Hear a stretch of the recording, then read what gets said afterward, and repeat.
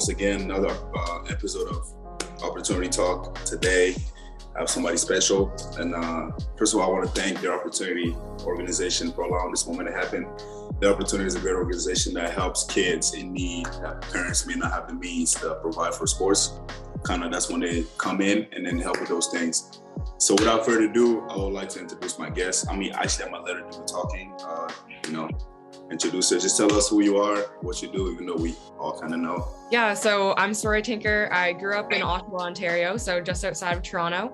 I currently play professional women's ice hockey in the Premier Hockey Federation for the Toronto Six. And prior to that, I played 4 years at Yale University and on the under 18 Canadian national team and have a silver medal at the World Championship with the national team. That's a lot. So you started playing sports. If I read it correctly, you started playing sports at a young age and you were an 8 sports athlete. You was getting all type of involvement. Kind of tell us what was that like for you at a young age playing so many sports and what differentiate hockey from all the other sports you was playing at the time? Yeah, so I mean, in my family, it was either go outside and play or do your homework. So in that sense, I always was playing some sort of sport. So I mean, I think hockey, basketball, and soccer were my top 3, and hockey was probably 3rd on that list. I think I loved basketball and soccer much more than I loved hockey. But early on, 15, 16, 17, I realized that I was going to have the opportunity to potentially attend an Ivy League school.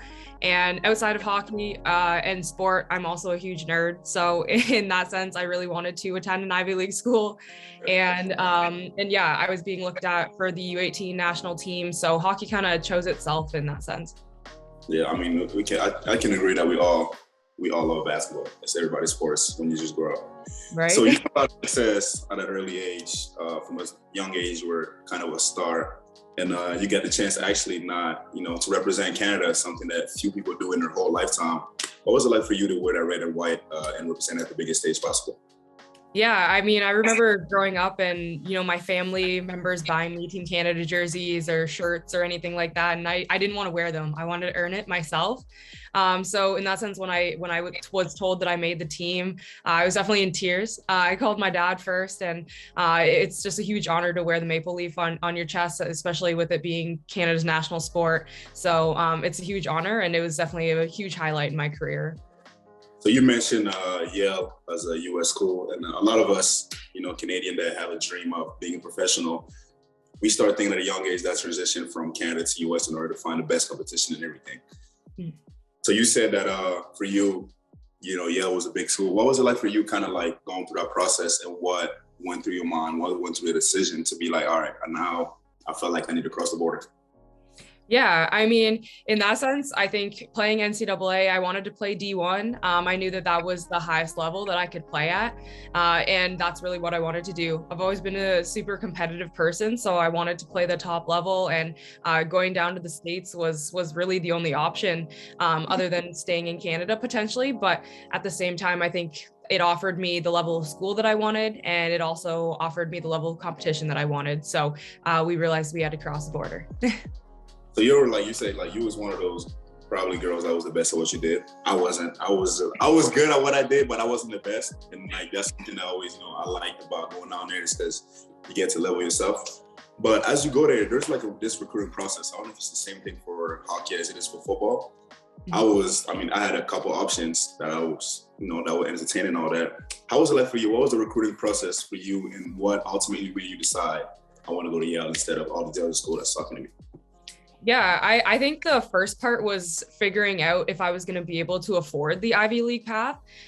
For those who don't know, Ivy League schools don't offer athletic scholarships, so it's solely based on financial aid.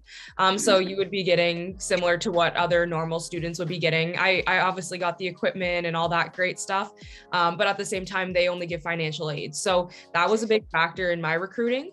And also just knowing the school, getting to know their programs, seeing what I needed to get in terms of my ACT and SAT scores. I remember not knowing anything about those tests and needing help along the way. So a lot of that revolves around finding the school you want, knowing what you got to do to be recruited, getting those SAT, ACT scores, finding out where to take the test, all that good stuff. So it wasn't easy, and I had a lot of learning to do, especially at a young age. And I mean, I was the only one in my family that had been recruited in this sense. So my parents had to take a lead on that end and, you know, educate themselves. But it was a great process. You get to know schools, you get to see the campuses, you get to figure out what you like. And I think that that's the most important piece, is finding a place that's going to feel like home. So you get that out the way, your scores, man. I remember spending a lot of like nights just studying for those tests. I thank God I got it out the way. But you chose the Ivy League route. A lot of people, you know, you hear about it, but you never really get to experience it. Even though, you know what I mean? I went to UConn. I felt like it's a better school than Yale, but we're not going to get it. So what was it like? What is it like to go to Ivy League, and what's it like day-to-day look like? Is it like in the movies where people are just walking all over, or is this kind of like more low-key? Yeah, I mean, I think it is movie-esque, especially from coming from Oshawa, a small town. I come from a lower middle class family. So in that sense, it was super cool to see all the buildings, see the history behind it, the negative and positive history. But at the same time, it was a great experience. And I think getting in was the hard part. Once you're there, they want you to learn. The professors are, you know, at arm's reach, so you can talk to them. These are people who have won awards. They've like, you know, so they're notable people, and you get to talk to them at small class sizes. And to be honest, it was a great experience. And I mean, I wouldn't trade it for anything else. But I mean, attending the Ivy League school was definitely intimidating, and I needed to figure out if I belonged there. Just because I was so worried at the beginning. I didn't feel like I was smart enough or cool enough to go there in that sense. So I think it was finding my path, but there was a path for me, and I felt welcomed on campus. So you play hockey, which is a predominantly white sport, and you being a Black woman, what was it like, your experience when you first got there? Because I know that you mentioned something on your piece with Interrupted, that when you got there, it was kind of like there was a mental toll on you and things was kind of different. So what was it like, your experience when you got there, and did you being a Black woman in that sport kind of like affected the way you went about your day and your college experience? Yeah, I mean, I think on my way to Yale, I had super high expectations of it. I expected my teammates to be educated. I expected them to be woke, and that wasn't necessarily the case when I got there. So on top of being homesick, on top of being 10 hours away from home, on top of being in a different country, it was challenging just to fit in with my team. And I mean, there were microaggressions flying around, and I mean, I didn't necessarily feel welcomed. So in that sense, I felt alone for the first little while, as I had always just leaned on my hockey friends to be that community for me. So I had to look elsewhere to find and build those relationships on campus. You also mentioned, like, because clearly you also mentioned that from a young age in the same piece that you started kind of seeing those, you know, those experiences, those like setback at a young age playing hockey in Oshawa, Ottawa, where you're from. Can you kind of talk about that, and what was it like for you, and how did that help you kind of get ready for moments like when you went to Yale? Yeah, so I mean, I think the first time I experienced an overt example of racism, I was in the dressing room with my teammates. I was around the age of 12, and one of my teammates stood up and called me the N-word. And I mean, at that point, I realized that, I mean, I was the only one, and nobody was going to hold them accountable. So I think that led for me to feel really frustrated. But at the same time, I knew that this was going to be a challenge in my career, just because my dad had experienced this, and he really wanted us to prove people wrong. So we really just had to let those comments go in one ear and out the other. And I think that just continued throughout my entire career, especially when I got to Yale, when I felt like I had to prove myself, not only academically, but athletically, again, because of the color of my skin.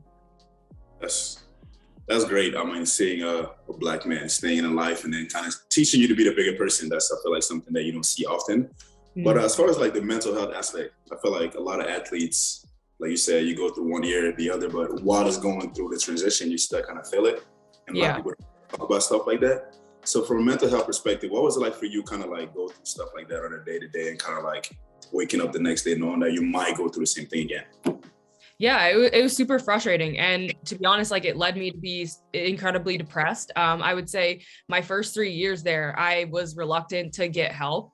And I mean, in that sense, my trainer on my team really knew that I needed to go to Yale mental health and counseling. But at the same time, I was just trying to figure it out on my own.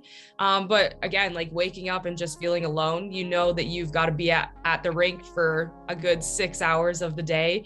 And aside from that, you're in class. And if I'm not in class, I'm in the library. So in that sense, it was difficult. And I mean, there were some days I just laid in bed and didn't go to class and just showed up to practice and ate before practice so I would have enough energy and then go back to laying in my bed.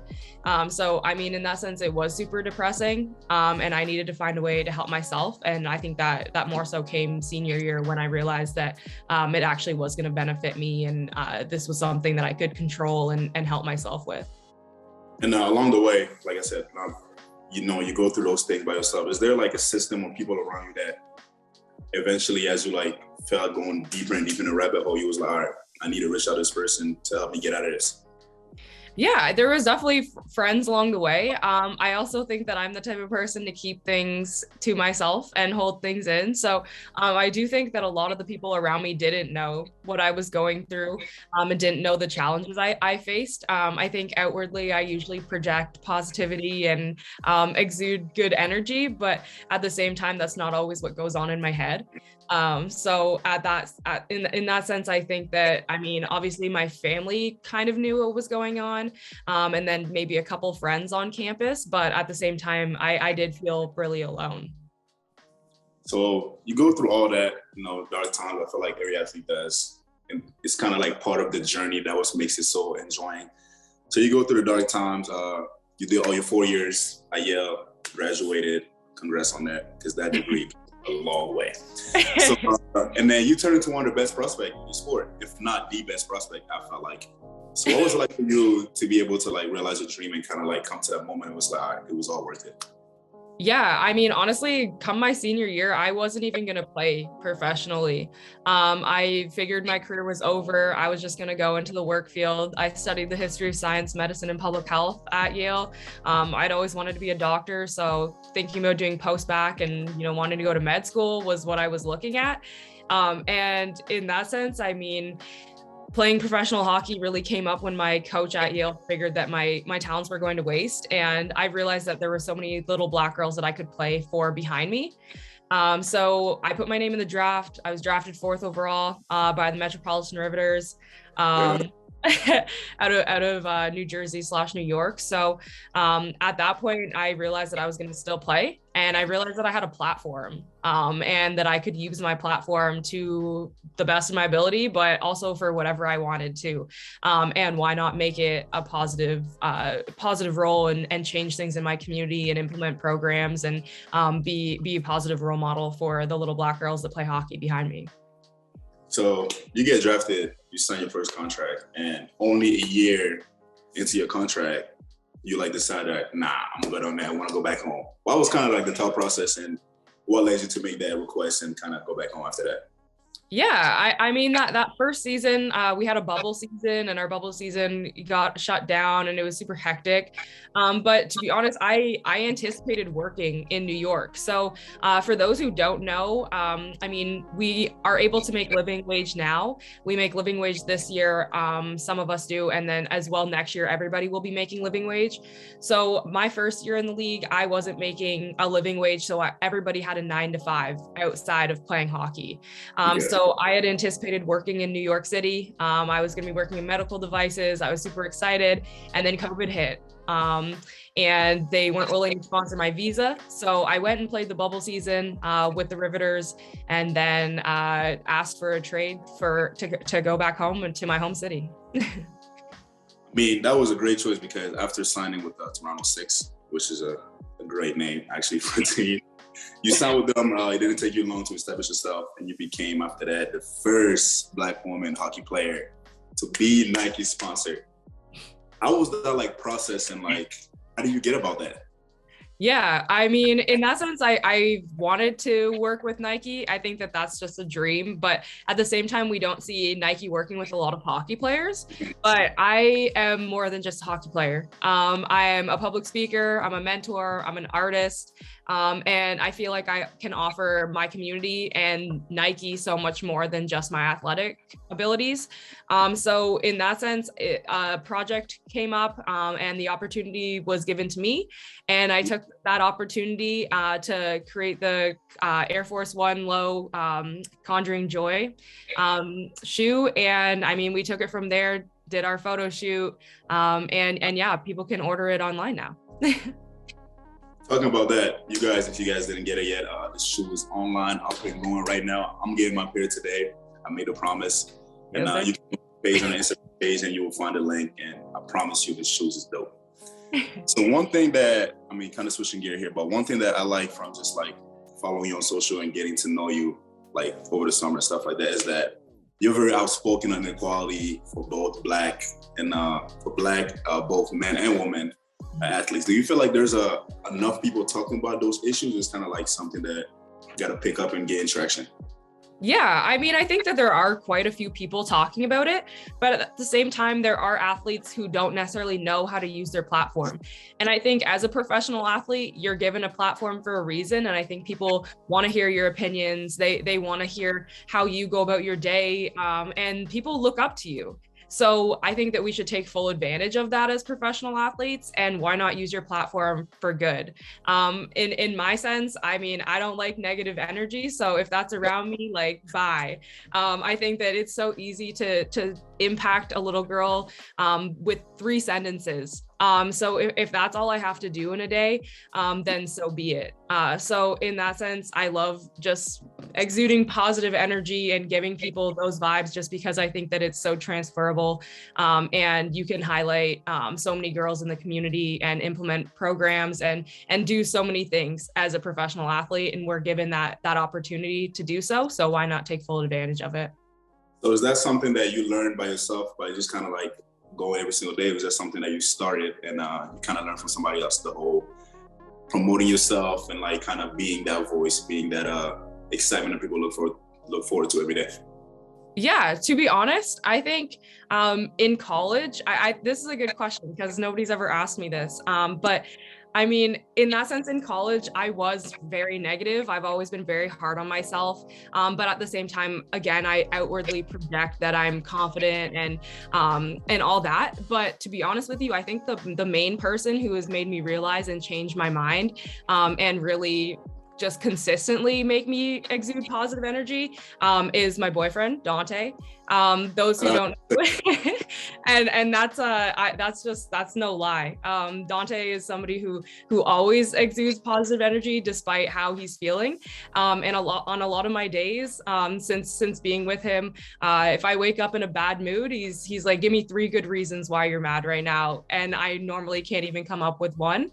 So in that sense, he's like, well, you're not going to ruin my day and you shouldn't ruin your day. So you better pick it up or go figure it out. So in that sense, I think that that's been the biggest piece of me doing this and me being able to consistently portray myself and, be that positive force in my life, in my own life, and in other little girls' lives. Like you said, you like to help, you like to like kind of show your experience and like do stuff like that. So you started Saroya Strong. This is the mentorship program that you started in order to help Black women that were in the same situation as you, being Black women in sports or in the sport that, usually don't accept in like hockey. What was it like for you, like the thought process going to that, and where do you see that organization going? Yeah, and initially I started my mentorship program because come my senior year, I got to play with the first Black player I'd ever played with. Kirsten Good came in as a freshman, and right away I realized that I was like a big sister to her. And I realized how I could impact her in her career. So I figured, why not do that for so many other little girls? So Saroya Strong started super small. I think we had 4 or 5 girls that I would chat to on a regular basis. And now we've got 65 girls in our program all across North America. So So I'll run Zoom workouts for them. I write them monthly newsletters. We'll do community events depending on where I'm located. So I work out of Calgary, Toronto, and New York. So in that sense, we're growing. And I mean, I never anticipated it being this big, but we're really just a big community of girls who love hockey. And I've seen some of the videos that you posted, and that's probably the dopest thing out there. So now this is like the thick of the interview, I guess. It's got quick 5 questions, and it's like, to me, like I did it last time, and I did it with John Mechie, and some of the answer that he gave me, I was like, I don't know. I'm hoping for that to be different with you today. So the first question is, Canada or the United States? Why? Oh, Canada for sure. Everybody's just nicer up here. That's true. You don't have to go through a lot of stuff that you go through down there. Yeah. The pineapple belongs on pizza. Yes. Oh, what is it with that? Like, I talked about it last time and I said I was going to try it, but at the same time, I'm like, when I go to the store, I went to the store the other day, last weekend, and I just looked at it. I was like, it don't look right. You ain't never had Hawaiian? No. Oh, come on. You're missing out. I tried to get my mind like in a mental state of like this belongs on it, but the more I think about it, the more it doesn't make sense to me. And it's like, it's crazy. But the other one, go-to snack at the movie. Wait, sorry, what? Go-to snacks at the movie. Oh, popcorn, but dump my M&Ms in the popcorn. How does that work? You just get popcorn, extra butter, and then get a bag of M&Ms and you dump the M&Ms in and it slaps. Salt and sugar, just mix like that. Exactly, sweet and salty. That is sick. So, other one, favorite athletes of all time. You can go up to 5. Jeez. Okay, Serena Williams. Oh, just any sport too? Any sports, just athletes in general that went through history from now until whenever sports. Serena Williams, Angela James, Tasha Cloud, LeBron, and do I want to pick another guy or girl? I'm gonna say Candace Parker. Ooh. Of all the athlete stuff? She's on fire right now, though. Yeah, no, she got a lot of traction going on right now. Mm-hmm. I feel like Serena Williams is really one of those athletes that just slept on. Like, while she was playing, everybody was like, wow. Now that she kind of like on the back end doesn't play anymore, it's like people come on. But she does everything too. She does everything. She's probably the most dominant like woman athlete, all sports included, that I've seen in my lifetime. Yeah, I feel like she could beat like any female athlete, like by a mile. So if you could have dinner with 5 people in history, that's outside of sports, anything, who would it be? 5 people in history, mankind history. Rosa Parks.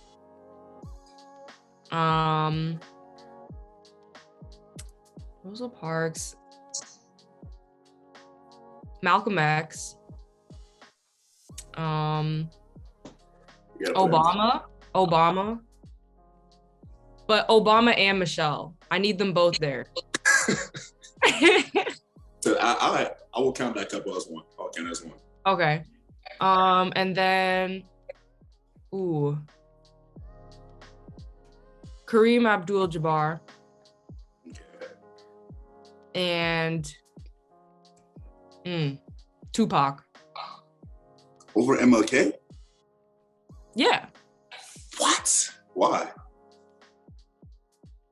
Because he gives me the artistic side that I need. Oh, okay. So no? I was like, MLK changed the game. He did, but we got enough quotes from him. Good. But yeah, coming to an end, I just want to thank you a lot for coming. And the last question that I do now I start doing, it's like there's a lot of kids, a lot of girls, you know, across Canada, across the world in general, that look at you every single day, kind of see your path and like kind of inspired to be who you are and where you are right now. And is there something that you would like to tell them, kind of like to pick them up and get them going? Yeah, I think that my career started being highlighted, and I started being my best self when I started being unapologetically myself. I think throughout my career, I always tried to fit in. I tried to be within the cliques, especially within the hockey sphere. And I put aside my blackness to fit in. But my advice is just to be unapologetic about who you are and always be yourself, because people will love you so much more when you're just you.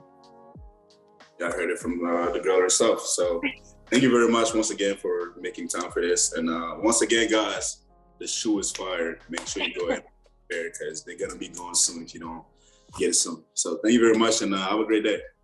Awesome. Thank you.